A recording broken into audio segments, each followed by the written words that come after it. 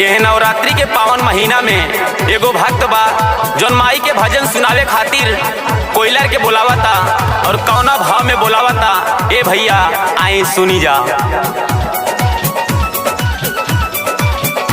आसो कोयलर बाड़ू तू कहवा,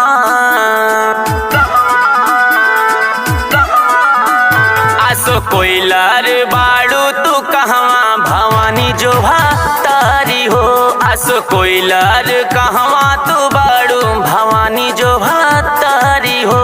भवानी जो तारी हो, भवानी जो तारी हो, भवानी जो तारी हो, भवानी जो तारी हो। छोड़ी डेरा या पाना चली आवा, भवानी जो तारी हो।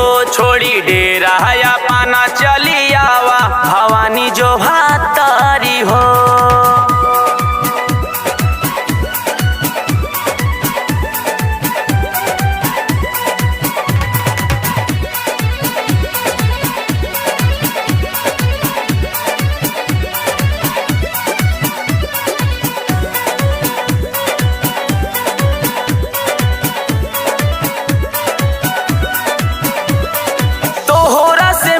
खातिर माही परेशान बा, बाघवा भी बोली सुने खातिर आकुलान बा। तोहरा से मिले खातिर माही परेशान बा, बाघवा भी बोली सुने खातिर आकुलान बा। आके बाघवा के मानु हर सवा,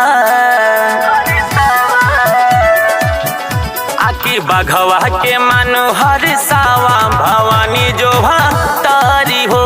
आके बाघवा के मानु हर सावा, भवानी जो तारी हो। भवानी जो तारी हो, भवानी जो तारी हो, भवानी जो तारी हो, भवानी जो तारी हो। छोड़ी डेरा या पाना चली आवा, भवानी जो तारी हो। छोड़ी डेरा या पाना चली आवा, भवानी जो तारी हो।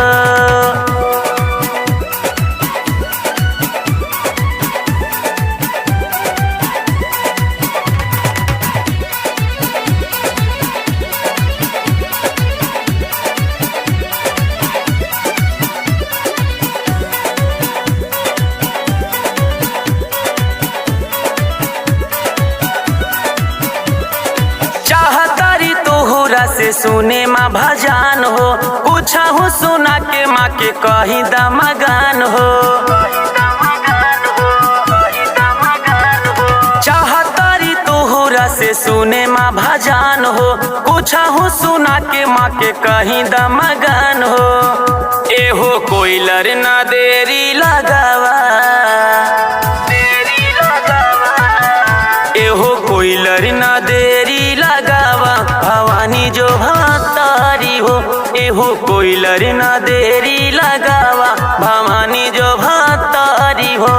भवानी जो तारी हो, भवानी जो तारी हो, भवानी जो तारी हो, भवानी जो तारी हो। छोड़ी डेरा या पाना चली आवा, भवानी जो तारी हो। छोड़ी डेरा या पाना चली आवा, भवानी जो तारी हो।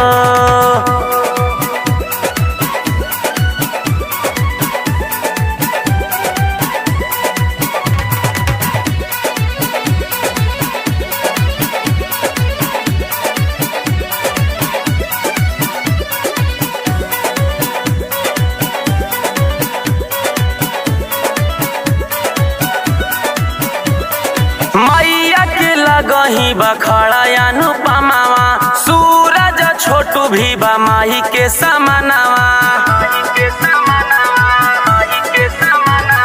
मैया के लगही बखड़ा अनुपमावा, सूरज छोटू भी बा माही के समानावा।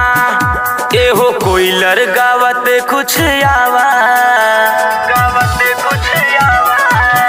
एहो एहो कोयलर गावत कुछ आवा भवानी जो भातारी हो। एहो कोयलर गावत कुछ आवा भवानी जो भातारी हो। भवानी जो भातारी हो, भवानी जो भातारी हो, भवानी जो भातारी हो, भवानी जो भातारी हो। छोड़ी डेरा अपन चली आवा भवानी जो भातारी हो। छोड़ी डेरा अपन चली आवा